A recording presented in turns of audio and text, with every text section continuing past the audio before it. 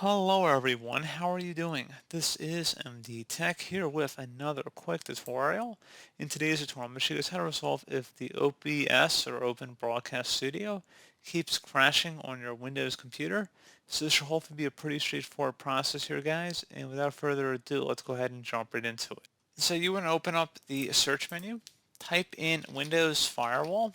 Best match, you'll come back to Windows Defender Firewall. Go ahead and open that up.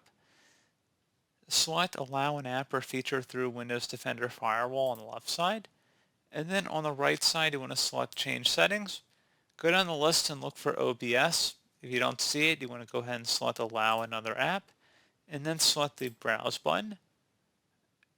You want to select Local Disk on the left side.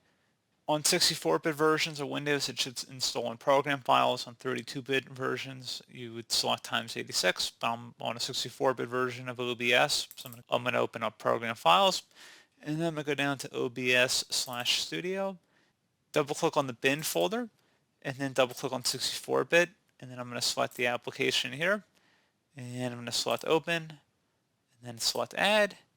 It should say OBS Studio. Make sure it's checkmarked for private and public, and then select OK. You may want to consider reinstalling OBS if you are having a problem with it. You're welcome to do that. And then also make sure your DirectX is up to date as well. If you need to install a later version, you're welcome to go ahead and check online for that. And that's pretty much it. So as always, thank you guys for watching this brief tutorial. I do hope I was able to help you out, and I do look forward to catching you all in the next tutorial. Goodbye.